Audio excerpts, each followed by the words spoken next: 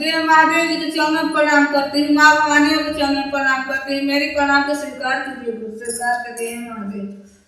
तीन सूत्र बताने वाला हरिंद्रानंद भैया के चरणों प्रणाम करती हूँ। लीला दीदी के चरणों प्रणाम, मेरी प्रणाम को स्वीकार करते हैं महादेव।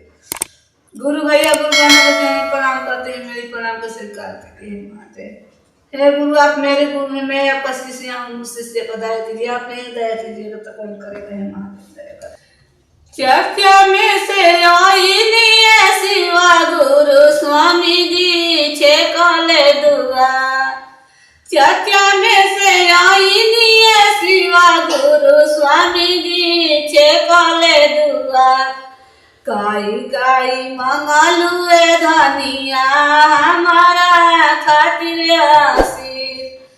काई काई मंगलू धनिया हमारा खातिर आशीष। चर्चा में से आई शिवा गुरु स्वामी जी छे कले दुआ। चर्चा में से आई शिवा गुरु स्वामी जी छे कले दुआ। काई काई मंगलू धनिया हमारा खातिर आशीष।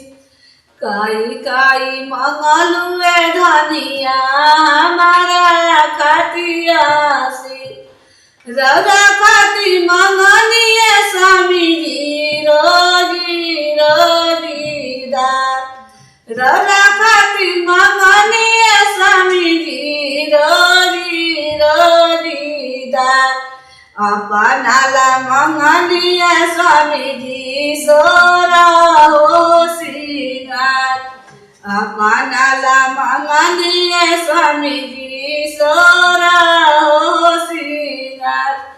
चर्चा में से आई शिवा गुरु बेटा छे कलम दुआ। चर्चा में से आई शिवा गुरु बेटा छे कलम दुआ।